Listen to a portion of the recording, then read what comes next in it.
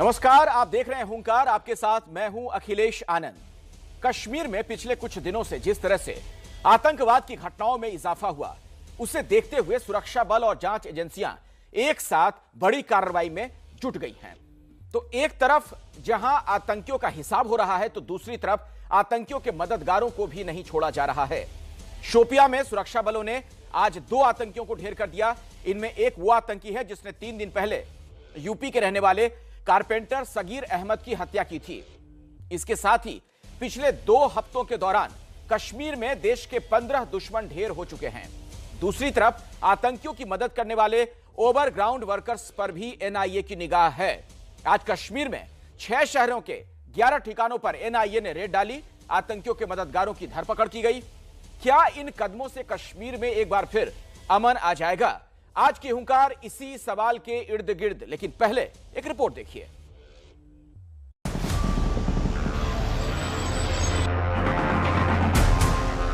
कश्मीर के शांति को, कश्मीर के अमन चैन कभी हम टूटने नहीं देंगे। उसके लिए जो कुछ करना होगा, हम बदला जिस तरह से लेंगे दुनिया देखेगी। जम्मू कश्मीर में आतंकियों के सफाए के मिशन में सेना को आज एक और बड़ी कामयाबी मिली। शोपियां जिले के दुगाड़ इलाके में सुरक्षा बलों ने आज 2 आतंकियों को मुठभेड़ में मार गिराया। जिन 2 आतंकियों को आज मारा गया, उनमें से एक की पहचान लश्कर के जिला कमांडर आदिल अहमद वानी के रूप में हुई है। आदिल अहमद वानी वही आतंकी है जिसने शनिवार को यूपी के सहारनपुर के रहने वाले कारपेंटर सगीर अहमद की हत्या की थी। पुलिस के अनुसार श्रीनगर में हुई आम नागरिकों के हत्याओं में शामिल 3 मिलिटेंटों को पहले ही मार गिराया गया है और अब केवल इस मॉड्यूल के 2 ही मिलिटेंट बचे हैं, जबकि बाकी मिलिटेंट्स के खिलाफ भी अभियान जारी है। हालांकि पुलिस ने अभी तक ये साफ नहीं किया है कि कितनी संख्या में जो मिलिटेंट हैं वो सक्रिय हैं इस मॉड्यूल में, जिनके जिम्मे आम नागरिकों और सॉफ्ट टारगेट्स को निशाना बनाने का काम सौंपा गया है। हालांकि सुरक्षा बलों का अभियान पूरी ही घाटी में काफी तेज हो गया है और आने वाले दिनों में इसके और भी ज्यादा सक्रिय होने की संभावनाएं है। पिछले 2 हफ्तों में सुरक्षा बलों ने कश्मीर में 15 आतंकियों को ढेर किया है। अब श्रीनगर में टीआरएफ के 2 आतंकी मेहरान और वसीम की तलाश की जा रही है। मेहरान और वसीम वो आतंकी हैं जिन्होंने श्रीनगर के कारोबारी माखनलाल बिंद्रू और 2 शिक्षकों की हत्या की थी। उधर टारगेटेड किलिंग की जांच कर रही एनआईए ने आज कश्मीर घाटी के 6 शहरों में 11 ठिकानों पर छापेमारी की। इन छापों के दौरान कई इलेक्ट्रॉनिक डिवाइस और दूसरे सामान बरामद किए गए। एनआईए सूत्रों के बाद टेरर फंडिंग के बाद उसके निशाने पर आतंकवादी संगठनों से सहानुभूति रखने वाले स्थानीय लोग हैं। ये वो लोग हैं जो भागते हुए आतंकी को अपने घर में पनाह देते हैं। बदले में वो उनके पड़ोसियों को मारकर उनकी जन्नत को जलाकर राख कर देने का इरादा रखता है। अब तक की जांच के दौरान एनआईए को ऐसे सैकड़ों लोगों के बारे में पता चला है जिनके खिलाफ कार्रवाई भी की जा रही है। पुंछ की भीमबर गली में भी आतंक के खिलाफ सेना का अभियान लगातार जारी है। ऑपरेशन के 10वें दिन सेना भीमबर गली के जंगल का चप्पा चप्पा छान रही है। ऑपरेशन में तेजी लाने के लिए सुरक्षा बलों की अतिरिक्त टुकड़ियां भी भेजी गई हैं।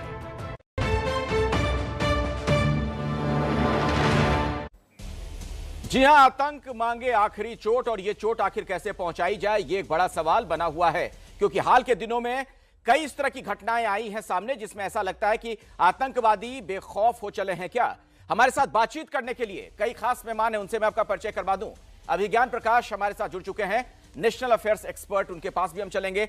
सुशील पंडित हैं, कश्मीरी एक्टिविस्ट, उनका भी हम रुख करेंगे। Major general retired GD Bakshi साहब भी हैं, एडिटर आईएमआर के, उनसे भी हमारी बातचीत होगी। सलमान निजामी जी भी हमारे साथ जुड़ चुके हैं राजनीतिक विश्लेषक के तौर पर, और अहमद अयाज साहब भी हैं राजनीतिक विश्लेषक। सबसे पहले सुशील पंडित जी आपके पास मैं आना चाहूंगा और जरा मुझे यह बताइए, हालिया घटनाएं कश्मीर की क्या बताती हैं? कहां तो बात हो रही थी कि कश्मीरी पंडितों को भी बसाया जाएगा, और अब हम देख रहे हैं हाल के दिनों में कि जो बाहर से दूसरे राज्यों से वहां कामकाज के लिए लोग जा रहे हैं उन तक पर टारगेट किया जा रहा है, उन्हें भी टारगेट किया जा रहा है। जी, इसका मतलब ये साफ है कि इस वक्त आतंकवादी जिसे चाहें, जब चाहें, जहां चाहें निशाना बनाने की अपनी क्षमता का परिचय दे रहे हैं। और इसका एकमात्र कारण यह है कि पिछले 2 सालों में जिस तरीके से इन सबको चुन चुन कर व्यवस्था में से हटाना था, इनको किनारे लगाना था, इनके हथियार जब्त करने थे, इनको घेर घेर कर मिटाना था, वो काम नहीं हो पाया है। उस काम में ढील दी गई। और इसको जब पुष्टि करते हैं आप, तो मुझे सुरक्षा के सूत्र, सेना के सूत्र बताते हैं कि कश्मीर घाटी में पिछले 8 महीने से कोई कैसो नहीं हुआ। कैसो यानी कॉर्डन एंड सर्च ऑपरेशन, कैडो, वहां का स्पेशल ऑपरेशन ग्रुप, उसका मुखिया पिछले 7 महीने से तय नहीं हुआ। तो जब इस तरह की ढील दी गई हो प्रशासन की तरफ से, ये दिल जीतने का रवैया था। आप तय नहीं कर पा रहे हैं कि वहां जिहाद का सर कुचलना है या उसका दिल जीतना है। और इसी कारण फौज के, सुरक्षा लोगों के, कर्मियों के किए कराए पर पानी फिरते देर नहीं लगती। तब तो इसका एक मतलब यह निकाला जाए ना अहमद अयाज साहब कि ये दिल जीतने की जो कोशिश है, इसका कोई मतलब है नहीं। सिर्फ और सिर्फ सख्ती से ही आतंकियों से निपटा जा सकता है। क्योंकि हम देख रहे हैं 370 हटने के बाद से लगातार काफी समय तक वहां शांति रही, इस तरह घटनाएं नहीं हुई। हालिया घटनाएं, जब से वहां पर छूट दी जाने लगी तमाम चीजों में, हम देख रहे हैं कि हालिया घटनाएं बहुत तेजी से बढ़ी हैं, आतंकी घटनाएं। अगर हम ये कहेंगे कि इसके पीछे पृष्ठभूमि में एक और व्यवस्था भी है। मैं आता हूं सर आपके पास, अहमद अयाज को बोलने दीजिए। इसकी पृष्ठभूमि में एक तथ्य और भी है। अच्छा, बोल लीजिए सुशील पंडित जी, बोल लीजिए आप। हाँ, धन्यवाद। इसकी पृष्ठभूमि में जो एक तथ्य और है उसे भी समझिए। 5 अगस्त 2019 को 370 के निरस्त होने के बाद लगभग साल भर तक हम ये कहते रहे कि कश्मीर से इस समय एक भी घटना का समाचार नहीं मिला है, एक भी निर्दोष अपराधी नहीं मारा गया है। ये सुरक्षा बलों के एक अच्छे सुरक्षा कवच का उदाहरण था जी। लेकिन जैसे ही इन्होंने नजरबंद नेताओं को छोड़ना शुरू किया, ढील देनी शुरू की, और फिर प्रधानमंत्री ने उन्हें घर चाय पकौड़ों पर बुलाना शुरू किया, ये बहलाने पुचकारने की नीति का ही नतीजा है। वो आज सर पर चढ़ बैठे हैं और आतंक पुनः कश्मीर घाटी के ऊपर चस्पा कर दिया गया है। सुन रहे हैं अहमद अयाज साहब, क्या जवाब है इसका? देखिए सुशील जी, जब हम कोई बात कहें तो वो किसी आधार पर होनी चाहिए, उसके पीछे कुछ बैकग्राउंड और कुछ सबूत की बात होती है। जहां आप ये कहेंगे कि भाई सिक्योरिटी को और मजीद सख्त करने की बात है, तो मैं तो ये कहूंगा कि हम 32 साल से ये देख रहे हैं कि सिक्योरिटी का कहीं लेट ऑफ नहीं हुआ। सिक्योरिटी की तरफ से बहुत सारे स्ट्रॉन्ग मेजर्स, आपको शायद दिल्ली में बैठ के पता नहीं होगा, लेकिन हमने यहाँ कश्मीर में देखा कि कितने मेजर और स्ट्रॉन्ग ऑपरेशंस किए गए, जिसमें यहाँ तक कैच एंड किल भी हुआ और ऑपरेशन ऑल आउट भी हुआ। सिक्योरिटी मेजर नहीं, वो बात नहीं है अहमद अयाज, आप समझ नहीं पाए। सुशील पंडित जो कह रहे हैं, वो कह रहे हैं कि जब तक सख्ती रही तब तक सब ठीक रहा, लेकिन जब से बातचीत होने लगी, दोस्ती का हाथ बढ़ाया गया, दिल मिलाने की कोशिश की गई, तब आप देखिए आतंकियों ने अपना असली चेहरा दिखाना शुरू कर दिया। मेरे साथ इस वक्त major general retired GD Bakshi साहब भी जुड़ गए हैं। बख्शी साहब, क्या ये माना जाए, इसका मतलब हम सिर्फ ये निकालें कि आतंकी सिर्फ और सिर्फ एक ही भाषा समझते हैं, या जो भी इस तरह के लोग वहां पर हैं सख्ती की भाषा और कुछ नहीं? आतंकी लातों के भूत कभी बातों से माने हैं? ठीक है साहब, आपको वहां पे प्रेशर कांस्टेंट रखना पड़ेगा जब तक कि आखिरी वहां पे नहीं मारा जाता टेररिस्ट। ठीक है, हेलो जी बोलिए। और मैं कहना यह चाहता हूं कि हमारी सेंस ऑफ टाइमिंग बहुत ही हैरत अंदेज सेंस ऑफ टाइमिंग। पाकिस्तान फरवरी में बोलता है बाजवा साहब कि हमें अमन शांति करनी चाहिए, सीज फायर करिए लाइन ऑफ कंट्रोल पे।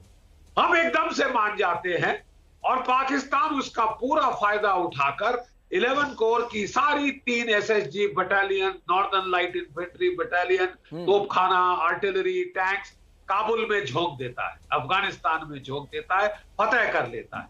उसके बाद वह कश्मीर पे चढ़ आता है। लगातार ये जो माइग्रेंट्स की किलिंग, जो वहां पे कश्मीरी पंडित हैं, जो सिख हैं, उनकी मारकाट शुरू, हमारे बॉर्डर पे इन्फिल्ट्रेशन शुरू, हमारे सैनिकों पे हमला शुरू। हम अब क्रिकेट खेलना चाहते हैं। हमारा पाकिस्तान का प्रेम उमड़ने का एक ही टाइम था कि अभी क्रिकेट भी खेलना है साहब, पाकिस्तान के एनएसए को बुलाकर बातचीत भी करनी है और पता नहीं क्या क्या लव फेस्ट करना है आपने। तो लोग आपके मरेंगे ना साहब, पाकिस्तान का थोड़ी ना कुछ जा रहा है। आपको इतना प्यार पाकिस्तान पे आ गया कि अब आप सीज फायर नहीं हटाना चाहते। ये प्यार महंगा पड़ रहा है क्या सलमान निजामी जी? जो बात यहाँ पर बख्शी साहब कह रहे हैं, यही प्यार मोहब्बत कहीं महंगा तो नहीं पड़ रहा है हम पे? देखिए, बिल्कुल महंगा पड़ रहा है। हमको बार-बार चिल्ला चिल्ला के कहा कि उनकी नीतियों के बारे में सबको मालूम है। यही बख्शी साहब जो है, इन्हीं मूछों को ताव दे के कहते थे हम जो है टीवी में बैठ के, इन्होंने सर्जिकल स्ट्राइक की या वॉर किया तो कहते थे वॉर करिए, लेकिन नहीं सुनी इनकी। और वहां मोदी जी बिना बुलाए बिरयानी खाने चले गए, उनसे बैक सीक्रेट टॉक करने लगे। यहां तक कि अफगानिस्तान के तालिबान के साथ भी बातचीत हुई कतर में। आज कश्मीर में जो हालात है, हम चिल्ला चिल्ला के कहते थे कि 370 हटेगा, मिलिटेंसी बढ़ेगी, लेकिन आप कह रहे थे, बख्शी साहब कह रहे थे नहीं, एक मिनट सलमान निजामी, एक बात मैं आपको बता दूं, 370 हटने के बाद इस तरह की घटनाएं नहीं आ रही थी मिलिटेंसी की, आपको भी पता है। तथ्यों को तोड़ मरोड़ के प्लीज मत रखिए। हाल के दिनों में ये घटनाएं बहुत तेजी से बढ़ी हैं, जब से छूट दी गई वहां पर, जब से वहां पर तमाम तरह की छूट दी गई है, हम देख रहे हैं। जब से दोस्ती का पैगाम और प्यार की बातें की जाने लगी, थोड़ी सी ऐसा लगा कि हम उन्हें अपना लेंगे, जो थोड़ा दूसरे रास्ते पे चल पड़े हैं, जो दहशतगर्द हैं, उन्होंने इस तरह की घटनाएं बढ़ा दी। सुनिए, इस पैनल में सिर्फ अहमद अयाज साहब और मैं कश्मीर से हैं, और मैं कश्मीर में हूं आज। यहाँ इनसिक्योरिटी है साहब, यहाँ मेन स्ट्रीम लीडर्स जो हैं डर रहे हैं बाहर निकलने के लिए। ये सुशील पंडित जी पहले नहीं थी। ऐसा ये मत समझिए आप जी कहां से हैं फिर? किलिंग है, यहाँ मुसलमान भी मर रहे हैं। कहां से हैं? आप कह रहे हैं कि सिर्फ हम दो कश्मीर से। सुशील पंडित जी तो मेन स्ट्रीम में यहाँ थे, आपने मजाक बना दिया है। आप सेलिब्रेट कर रहे हैं। आज लाल चौक में क्यों नहीं जा रहे नाचने के लिए? जो ये लोग नाच रहे थे, आज जाइए लाल चौक में नाचिए। बेड़ा गर्क कर दिया जम्मू कश्मीर का हमने। सुशील पंडित जवाब देना चाहेंगे आप, फिर मैं बाकी मेहमान के पास जाऊंगा। देखिए, इनको जो सबसे ज्यादा नागवार गुजरा है वो ये कि लाल चौक से हम लोगों ने जन्माष्टमी का उत्सव क्यों मनाया। इनको लगता है कि वो इनको मुंह चिढ़ाता हुआ चला गया और उसका जवाबी कार्रवाई होनी चाहिए। कितने भाजपा ने वापस लाए बताइए साहब, ये क्या मतलब? कितने कश्मीरी पंडित 6 साल में लाए? मान लेते मिलिटेंसी नहीं। क्या बीच में बार बार बोल रहे हैं? जब ये बोल रहे थे मैं तो नहीं चिल्ला रहा था। साहब, ये क्या केवल इन्हीं को बोलने का हक है? की आदत है तो क्यों बुलाते हैं पैनल पे? बोलिए, बारी बारी से रखिए अपनी बात। हाँ, अगर ये इसी तरह बदतमीजी करते रहेंगे पैनल पे तो क्या फायदा है चिल्लाने? बोलिए अपनी बात रखिए सुशील पंडित जी, जल्दी से। अब दिक्कत ये है कि कश्मीर में सब कुछ ठीक ठाक हो गया है। हमने सारी रियायतें दे दी हैं, सुरक्षा के सारे जो प्रबंध थे वो हटा लिए हैं। अब इसकी जरूरत नहीं है। ये जतलाने के लिए और अपनी जीत कच्ची पक्की ही सही फटाफट ऐलान कर देने के लिए जब आप सारी सुरक्षा वापस खींच लेते हैं, उसका यही नतीजा है। मैं बार बार कह रहा हूं, पिछले 8-9 महीनों से कश्मीर में कैसो और कैडो ऑपरेशंस बंद हैं। अच्छा, पिछले साल भर से कश्मीर का स्पेशल ऑपरेशंस ग्रुप, जो कि रीढ़ माना जाता है आतंकवादी घटनाओं पर कब्जा एक कंट्रोल करने के लिए, उनकी कमर तोड़ने के लिए, ठीक है, मैं उस ग्रुप का रिएक्शन लेता हूं। अभिज्ञान प्रकाश के पास चलते हैं। अभिज्ञान, आपकी समझ क्या कहती है? क्या यही वजह है जो कह रहे हैं सुशील पंडित, वहां पर सख्ती ही जरूरी है? अगर थोड़ा सा हालात को सामान्य करने का प्रयास किया गया, सख्ती हटाई गई, तो उसका नतीजा सामने है। ध्यान से सुनिएगा, 2-3 बातें। मैं एक चीज जो सुशील कह रहे थे उसके पॉइंट्स को मैंने नोट किया है। पॉइंट सबसे बड़ा ये, और सब लोग ये कह रहे हैं इस वक्त कि क्या ढील दे दी गई 1 साल के समय के बाद। सुशील पंडित इस पर एम्फसाइज कर रहे हैं, जोर दे रहे हैं। जरा ध्यान से सुनिए कि वहां पर जिस तरह के सर्च ऑपरेशंस होने चाहिए थे, पिछले 7-8 महीनों में नहीं हुए। सुशील पंडित ने एक लाइन इस्तेमाल की, और मैं जीडी बख्शी को भी सुन रहा था, उन्होंने कहा कि ये सब कुछ बदला है, प्रधानमंत्री ने घर पर चाय पकौड़ी पर बुलाना शुरू कर दिया। ये सुशील ने कहा, कि प्राइम मिनिस्टर ने घर पर चाय पकौड़ी पर बुलाना शुरू कर दिया। जीडी बख्शी साहब भी कह रहे हैं कि देखिए ये ढील जो है ये आप अफोर्ड नहीं कर सकते थे। पोस्ट तालिबान सिचुएशन पर हम चर्चा कर चुके हैं। अब मेरा सवाल फिर यहां पर यह है, और सीधा सवाल यहां पर यह है कि क्या फिर जो बात पर सुशील एम्फसाइज कर रहे हैं, जोर दे रहे हैं, क्या पिछले 8 से 10 महीने में नई दिल्ली की तरफ से कश्मीर पॉलिसी पर ढील दे दी गई है और इसका यह नतीजा है कि बदले हुए माहौल में, बदले हुए एनवायरनमेंट में आतंकवादियों को वापस हिम्मत और हौसला मिल गया, मासूमों को, निर्दोषों को जो बाहर के राज्यों से गए हैं वहां पर काम करने के, उनको निशाना बनाने का हम किसको अकाउंटेबल ठहरा है? ये है मेरा पॉइंट। सुशील ने कुछ बातें बहुत ब्लंटली रखी है यहां पर इस चर्चा में, और आपकी कई बातों को लेकर नोट कर रहा था किसको अकाउंटेबल। आपका पॉइंट वैलिड है, आप बिल्कुल सही बात कह रहे हैं। आप ही की कई बातों को लेकर मैं जीडी बख्शी साहब के पास जाना चाहूंगा। और देखिए बख्शी साहब, 15 अगस्त को मैं वहीं था श्रीनगर में, लाल चौक से मैंने लाइव रिपोर्टिंग की। वहां पर भीड़ थी, ऐसा लग रहा था जिस तरीके से लोग वहां पर घूमने फिरने के इरादे से आए थे कि जैसे मैं कनॉट प्लेस में खड़ा हूं, दिल्ली के कनॉट प्लेस में। अचानक से पिछले 1-2 महीने के अंदर ऐसा क्या हो जाता है कि इस तरह की घटनाएं होने लगी वहां पर? देखिए, वी ऑल नो दुनिया में हो क्या रहा। सब जानते हैं कि तालिबान पे अफगानिस्तान पे कब्जा कर लिया है पाकिस्तान की मदद से। Does it take rocket science to now anticipate कि वो कश्मीर में दर्जे हरारत बढ़ाएंगे, वो इन्फिल्ट्रेशन करेंगे? 2 साल से वो आपके ड्रोन से पिस्टल, एम्युनिशन, ग्रेनेड, हथियार, ड्रग्स वो इत्यादि फेंक रहे हैं। तो आपको कोई रॉकेट साइंस है कि ये आपकी एस्केलेशन होगी? Should you not have anticipated? क्या एंटिसिपेशन का ये, अगर आपने एंटिसिपेट किया होता, क्या ये टाइम था ढील देने का? देखिए, मैं जम्मू की पैदाइश हूं, मैं जरा यहां के लोगों को बता दूं जो बड़ा कश्मीर के हम बाशिंदे हैं कर रहे हैं। मैं जम्मू की पैदाइश हूं, मेरी ज्यादा से ज्यादा फौजी जिंदगी जम्मू कश्मीर में लड़ते लड़ते गुजरी है जी। बहुत टाइम वहां पे ऐसा हुआ है कि हमने प्री मैच्योरली प्रेशर हटा लिया। जब हमारा प्रेशर काम कर रहा था, हमने कहा हाँ साहब आप लोगों को आराम दो। उस वक्त महबूबा मुफ्ती जैसे 50 लोग आ गए कि लोग बड़ी त्राहिमाम में हैं, अब ढील दे दीजिए, ढील दे दीजिए। ढील दी, पूरा फायदा उठाया और डबल नुकसान किया हमारा। Salman Nizami, to maintain the pressure. Salman Nizami साहब सुन रहे हैं आप बख्शी जी को? आप सुन रहे हैं, सख्ती होती है तो ह्यूमन राइट्स वाले आ जाते हैं, हल्ला हंगामा करने लग जाते हैं, मानवाधिकारों की बात होने लगती है, और देखिए सख्ती हटती है तो क्या हो जाता है। सलमान निजामी जवाब देंगे बख्शी साहब जो कह रहे हैं। ऑर्डर का फेलियर है, ये इंटेलिजेंस का फेलियर। बख्शी साहब, टीवी पे बैठ के जंगें नहीं लड़ी जा सकती। आप टीवी पे बैठ के गोलियां चलाते हैं, मुख पे रख के। जमीन पे हकीकत देखिए, हकीकत खिलाने से कुछ नहीं होगा। आप इस मूड को यहाँ पैनल में बिठाइए मत। बख्शी यहाँ पर इनकी हैंडल करने में फेल हो गए। आप फेल हो गए। आप चाहते हैं ना, आप लोगों की वजह से हुआ है जो कुछ फेलियर हुआ है। आप मुझे बताइए ना, आप क्यों नहीं बोलते? जाइए ना बॉर्डर में, जाइए बॉर्डर पे। अरे वो जा चुके हैं भाई सलमान निजामी, वही तो आप नहीं समझ पा रहे हैं। वो लड़ चुके हैं वहां पर, अपनी जान खतरे में डालकर वहां पर लड़ चुके हैं, आतंकियों से लोहा ले चुके हैं, वही तो आपको बता रहे हैं बख्शी साहब। चाइना के साथ जंग लड़िए ना बख्शी साहब, जाइए बॉर्डर पे लड़िए चाइना के खिलाफ। उस पे बोलती बंद हो जाएगी आपकी। बोलिए बारी बारी से। जीडी बख्शी बोलिए। बंद करिए।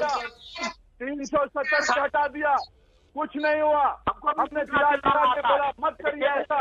आज चलिए हो गया सलमान निजामी, उनको बोलने दीजिए। जीडी बख्शी की आवाज नहीं आ पा रही है, आप दोनों एक साथ बोलेंगे, कोई किसी को सुन नहीं पाएगा। बोलने दीजिए जीडी बख्शी साहब को। सलमान निजामी जी, आपकी बात हो गई, सुन तो लीजिए क्या कह रहे हैं। जीडी बख्शी जी बोलिए। भौंकने वाले देखिए साहब, अगर इनके फीडर डाउन नहीं, प्रोग्राम छोड़ के जा रहा हूं। अरे सलमान निजामी जी सुन तो लीजिए। सलमान निजामी जी, अगर आप यूं बोलते रहेंगे, बाकी मेहमान भी है ना, उनको भी मौका दीजिए ना। जीडी बख्शी साहब बोलिए। देखिए, मैं इस शख्स को बोलना चाहता हूं कि मैंने 41 साल फौज में नौकरी की है, ठीक है साहब। मैं 1971 की जंग लड़ा हूँ, मैं पंजाब में लड़ा हूँ। अरे सुनिए तो सही सलमान निजामी, सुनिए तो सही। बोलता है ये बीच में क्यों बोलता है? हमने किसी ने बोला आप मेरे टाइम में बीच में बोले? अरे कौन कब बोला? उसकी लड़ाई थोड़ी हो रही है सलमान निजामी जी, एक बड़े मुद्दे पे हम लोग बातचीत कर रहे हैं। आप अगर नहीं कर इसको कर सकते शो को कंट्रोल, बोलिए तो हमको तो जाने दीजिए। बोलिए जीडी बख्शी साहब, आप ही बोलिए। सलमान निजामी जी थोड़ा सुन लीजिए, धैर्य रखिए, मैं आपके पास आऊंगा, पूरा समय दूंगा। जीडी बख्शी साहब को बोलने दीजिए। जी बोलिए। मैं इस शख्स को बताना चाहता हूं कि ये यहाँ बैठे बोल रहा है, आप टीवी पे बैठ के बातें करते हैं, आप लड़ाई जाके करिए, लड़ाई करिए। 41 साल मैंने फौज में झक मारी है। मैं साहब 71 की जंग लड़ चुका हूँ, मैं पंजाब में लड़ चुका हूँ। आप खत्म कर लो, तब कांग्रेस की सरकार थी। अरे बोलने तो दीजिए सलमान निजामी, आप बीच में कूद पड़ते हैं, बोलने दीजिए ना। जीडी बख्शी बात पूरी कर ले, उसके बाद मैं आता हूं आपके पास, आपको पूरा समय दिया जाएगा। बोलने दीजिए जीडी बख्शी को, अपनी बात तो रखने दीजिए। बोलिए बख्शी साहब। ये शख्स मुझे कई बारी ये यहाँ पे गिदड़ भपकी दे चुका है कि आप जरा लड़ाई करके दिखाइए। 41 साल मैंने फौज में झक नहीं मारी। जैसे मैं बता रहा था, मैं 71 की लड़ाई लड़ा हूँ, मैं पंजाब में लड़ा हूँ, मैं कारगिल में लड़ा हूँ, और मैं किश्तवाड़ और रजौरी पुंछ में लड़ा हूँ। और कोई लड़ाई रह गई सरकार के लिए? और ये बैठ के मेरे को जंग करना सिखा रहा है। ठीक है, चलिए अब हम मुद्दे पे आते हैं जी। 2 टके का बंदूक देखिए, गोली की आवाज सुनिए, गोली की आवाज सुनिए। ठीक है ठीक है जीडी बख्शी साहब। अच्छा जीडी बख्शी साहब, गोलियां खाई है, दिखा निशान गोली का। चलिए एक दूसरे पर व्यक्तिगत टीका टिप्पणी ना हो सलमान निजामी, इस बात का हमें ख्याल रखना है। ठीक है जीडी बख्शी साहब, आपका आकलन क्या कहता है? इतना लंबा आपका अनुभव फौज का, क्या इंटेलिजेंस वगैरह के मामले में हम कमजोर हुए हैं? आखिर क्या वजह है, या फिर लोकल सपोर्ट ज्यादा मिल रहा है दहशतगर्दों को? क्यों घटनाएं बढ़ी हाल के दिनों में? वो नहीं बोलेंगे। Thank you. मैं कहना आपको कोट करूंगा फॉन क्लॉसविट्ज, जो कि दुनिया का सबसे बड़ा फौजी एक्सपर्ट था। उसने कहा कि लड़ाई जंगे मैदान में जो mistakes that come from kindness, जो उदारता की गलतियां होती हैं, वो सबसे वर्स्ट होती है। हम लोग फिर उदार हो जाते हैं, हम लोग प्रेशर को प्रीमेच्योरली हटा लेते हैं, और जो सिचुएशन स्नेक्स एंड लैडर हो जाती है, सांप और सीढ़ी हो जाती है। साहब सांप काटता है, आप वापस ग्राउंड जीरो पे आ जाते हो। तो प्रेशर को प्लीज मेंटेन रखिए जब तक की प्रॉब्लम खत्म नहीं होती। इसका मतलब नॉर्मेलिटी आने के बाद 2, 3, 4 साल आपको वही प्रेशर सस्टेन रखना पड़ेगा। ये फौजी तजुर्बा कहता है। ये 41 साल के फौजी तजुर्बे से मैं आपको समझाने की कोशिश कर रहा हूँ। ये जैसे पानी में किसी को डुबोना है टब में, जब तक आप उसको टब के बॉटम तक प्रेस करके नहीं रखेंगे, जब तक आखिरी बुलबुला आना बंद ना हो जाए, वो फिर उठ खड़ा होगा, फिर आपको मारेगा। प्रॉब्लम यही रही है जम्मू कश्मीर में, जहां सैनिकों को, फौज को सफलता मिलती है, खुश हो गए, हाँ साहब नॉर्मल हो गया, भगाओ फौज को, भेजो एसओजी को घर, हटाओ फौज को बॉर्डर पे। लेकिन सवाल यहाँ बख्शी साहब ये भी खड़ा होगा ना कि अभी अब ह्यूमन राइट्स वाले कहाँ चले गए? मानवाधिकारों की जो दुहाई देने लगते हैं फौरन, अब इस तरह की घटनाओं पर भी तो कुछ बोलें। और अब अहमद अयाज साहब आपके पास में आना चाहूंगा इस सवाल के साथ। आप ब्रेक के पहले तमाम मेहमानों को सुन रहे थे, और खासतौर पर जीडी बख्शी साहब ने जिस बात का जिक्र किया, मुझे ये बताइए, जब वहां पर सख्ती होती है तो मानवाधिकारों की दुहाई दी जाने लगती है, लेकिन जब स्थितियां सामान्य की जाती हैं तब फिर वहां इस तरह की घटनाएं बढ़ जाती हैं। तो इलाज क्या है फिर इस दहशतगर्दी का? जी 2 बातें सामने आई अभी सुशील जी की तरफ से और जनरल बख्शी साहब की तरफ से। 2 बातें आई, एक ये कि इंटरनल यहाँ रिलैक्स हो गया मामला कश्मीर के अंदर, और दूसरा बाहर जो डेवलपमेंट अफगानिस्तान की तरफ हुई तो उसका एक असर है। ये 2 बातें मोटी मोटी में समझ पाया। लेकिन आप देखना यह है कि अगर हम इंटरनल रिलैक्सेशन की बात करेंगे, कौन सी ऐसी रिलैक्सेशन जम्मू कश्मीर के अंदर हुई सिक्योरिटी के लिहाज से, जहां हम ये कहेंगे कि भाई यहाँ लेट ऑफ हुआ है, एक्सेप्टिंग कि इस दौरान एक पॉलिटिकल लीडर्स की एक मीटिंग प्राइम मिनिस्टर के साथ हुई। अगर आप ये कहोगे कि वो एक रिलैक्सेशन है, वो देखने की बात है वो किस हद तक इन्वॉल्व है, उनका क्या इसमें अमल दखल है। लेकिन अदर साइड जहां तक सिक्योरिटी के मामला का ताल्लुक है, यहाँ हम कहीं नहीं देख रहे हैं कि सिक्योरिटी की तरफ से कोई लेट ऑफ हुआ है। नहीं, आपको सुशील पंडित जवाब देना चाह रहे हैं, बोलिए सुशील पंडित जी। उसके अलावा अगर ये मानेंगे कि हम अफगानिस्तान का इम्पैक्ट है जो तालिबान, अभिज्ञान आता हूं आपके पास, अभिज्ञान आता हूं। सुशील पंडित जी बोलिए जल्दी से। हाँ, उन्होंने नहीं सुना तो मैं उनके लिए दोहरा देना चाहता हूं। लैब्स ये हुआ कि पिछले 8 महीने से कैडो ऑपरेशंस बंद हैं, कॉर्डन एंड सर्च ऑपरेशंस बंद हैं। पिछले 1 साल से स्पेशल ऑपरेशंस ग्रुप जो कि कश्मीर में आतंक के ऊपर प्रहार करने वाली सबसे महत्वपूर्ण फॉर्मेशन है, वो हेडलेस है, उसका कोई मुखिया नहीं तैनात किया गया। इसी कारण वहां पर ना ये अवैध हथियार बरामद किए गए, ना आतंकवादी ढूंढे गए, ना उनके ठिकाने फोड़े गए, और उन्हें ये समय मिला पुनः संगठित होने का और पुनः वार करने का। ये एक बहुत बड़ा लैप्स है, और ये इसीलिए किया गया क्योंकि आप दिल जीतने के चक्कर में वहां पर ढील देना चाहते थे। आप तय नहीं कर पा रहे हैं कि आतंकवाद का दिल जीतना है या उसका सर कुचलना है। ग्राउंड पर हम देखते हैं कि कोई लैप्स या कोई स्पेशल रिलैक्सेशन नहीं है जो आप बात कहते हैं कोई हेडलेस ऑर्गेनाइजेशन है। हो सकता है वो किताबी बातें हो, कहीं किताबों में हो, लेकिन यहाँ हम देखते हैं कि 370 के बाद और ये रिकॉर्ड की बात है, रिकॉर्ड की बात है। स्पेशल ऑपरेशंस ग्रुप का हेड नहीं है साल भर से। हो सकता है रिकॉर्ड की बात हो या किताब की बात हो, लेकिन ग्राउंड पर जो है वहाँ वही शक्ति है। नहीं, ग्राउंड पे ऐसा नहीं है ना। देखिए मेरी बात समझिए आयाज साहब, ग्राउंड पर सिर्फ आप ही नहीं रहते हैं, ग्राउंड पर सिर्फ आप ही नहीं रहते। मैं तो अपना व्यक्तिगत उदाहरण भी दे रहा हूं ना। 15 अगस्त को मैं था वहां पे, लाल चौक पे भी मैं पहुंचा था। आराम से लोग घूम फिर रहे थे, इंटरनेट सेवा की बहाली है, तिरंगा हर जगह लहरा रहा था, डल झील के आसपास से लेकर हर जगह पर। ऐसा नहीं है, स्थितियां सामान्य करने की भरपूर कोशिश की गई। अभिज्ञान, सवाल यही जो बात जीडी बख्शी साहब भी कह रहे थे, क्या स्थितियों को सामान्य करने की दिशा में जो कदम बढ़ाए गए उसका यह खामियाजा है, क्या उसका यह साइड इफेक्ट है?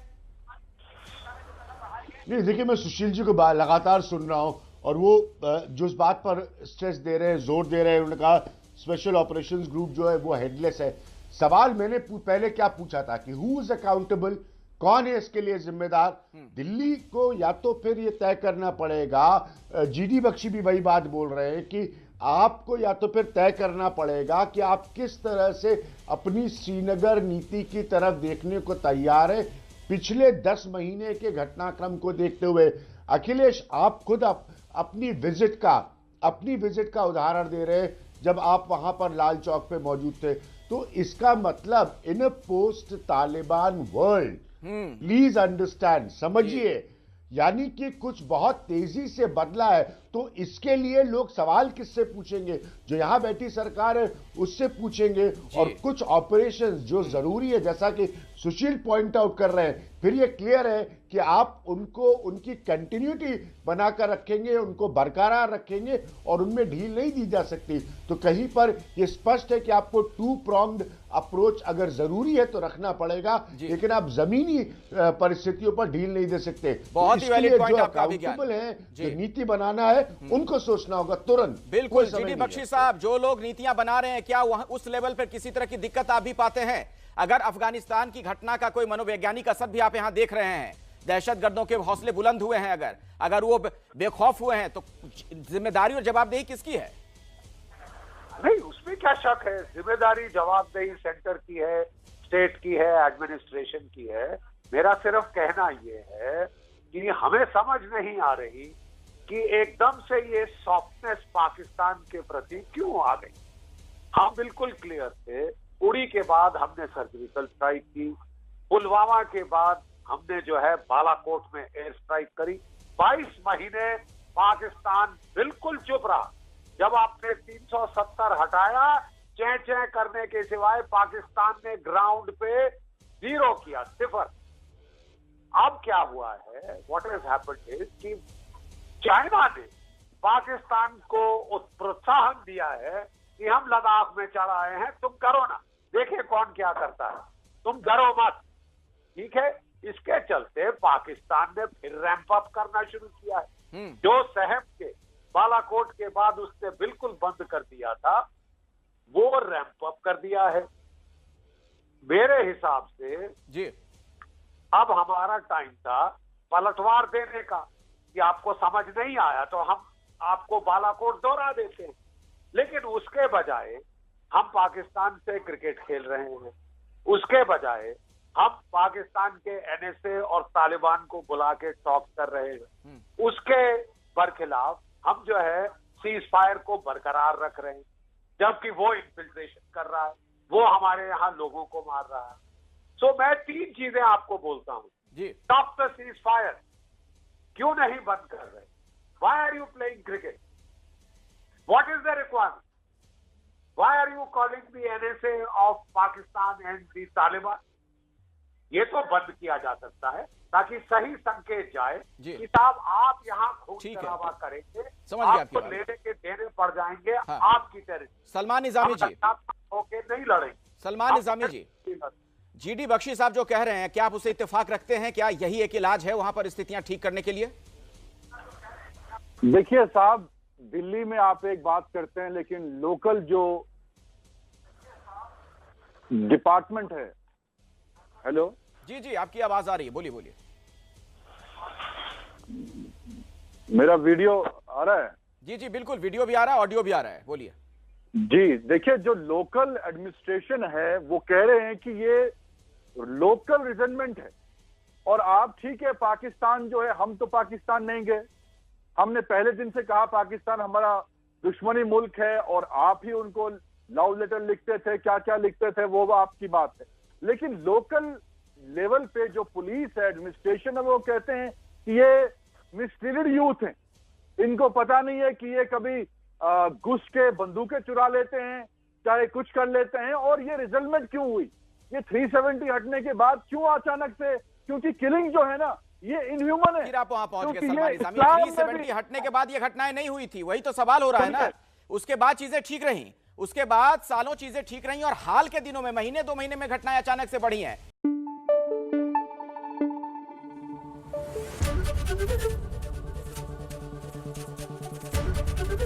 एबीपी न्यूज आपको रखे आगे।